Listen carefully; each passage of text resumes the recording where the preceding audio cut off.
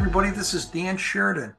The discussion today is why do calendar trades, especially why do calendar trades for weekly income?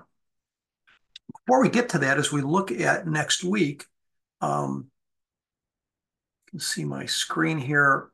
Today is Sunday the 14th.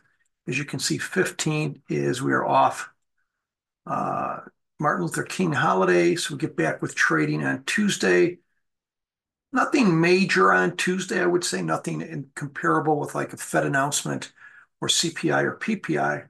Wednesday, before the market opens, you have retail sales, nothing major, but anything could be. But you have a steady flow of Fed speakers making the rounds during the week.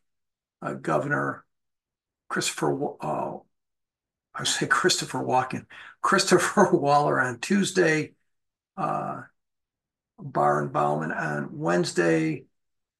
It's mainly retail sales on Wednesday. Thursday,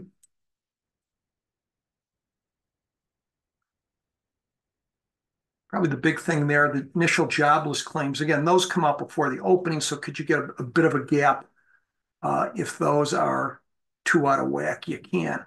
And then Friday, existing home sales, some more Fed chair. So I don't think as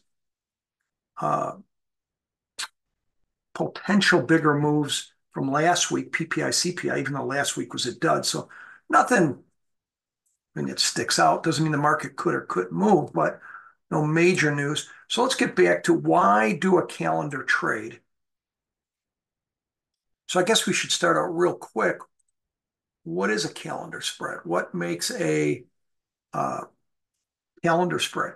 And again, I'm looking at Schwab Network, previously TD Ameritrade, previously Thinkorswim, previously whatever. So here's a calendar spread. Calendar spread is defined by two things: buying a further out duration, selling a closer in duration, and doing it the same strike. A diagonal would be similar, mixed month spread, buying further out, selling closer in, but the strikes are different. So this is a calendar. So if we're near 47.85, if I place a calendar spread at 47.85, I'm more neutral. It's more a range-bound trade. In this case, I'm buying the Jan 30, selling the Jan 26, 4 days between the long and the short. If I was bullish, I would do the same expirations. I might do it at the 4,800 strike. If I was a little more bearish, I might do it at the 47.70 strike, and I could even do it in the puts. So in this particular example, or most calendars are always going to, or all calendars are going to be debit transactions. So you'd buy it for a debit, and as the shorts decay more than the longs, this will turn into a larger debit if we don't move too much, and you'll sell it out for a credit. So how do you make money in a calendar? You make money, if you look at this, you can see here, here's the option we're buying, the Jan 30, 47.85, and here's the one we're selling, Jan 26, 47.85. So you can see starting out, even though there's more extrinsic value in the one you're buying versus the one you're selling, you're going to have more decay in the one you're selling versus the one you're buying. And so if you see this theta, 175 by 151, when you look at the position Greeks of the calendar, that theta is about 24, which is the difference. So again, your Jan 26s, even though there's less extrinsic value or time premium than the Jan 30s, they're going to decay quicker. And this decay number is going to, as you get towards expiration, now this is a 10-day trade. I'm buying, my shorts are Jan 26. So I would say, what's a 12-day trade as of today on Sunday, January 14th, but I'd be looking to put this on Tuesday, the same expirations, and it'd be a 10-day trade.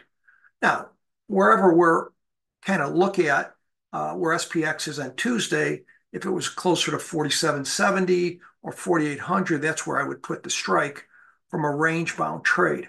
So you can see the theta is 23, but watch, as I go, this is a 12-day trade today. If But if I go, here's the 14th today, if I just go to Friday of this week, the 19th, our theta goes from 24 to 38. And what does that mean? If you look here, here's the expiration graph. This is in 12 days from today, Sunday, January 14th. And this is on Friday, theoretically. Friday on, which would be the 19th.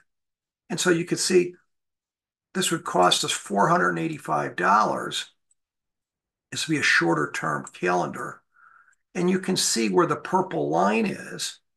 Again, the purple line starts out, just the graph today. I'm looking at it on Friday's date.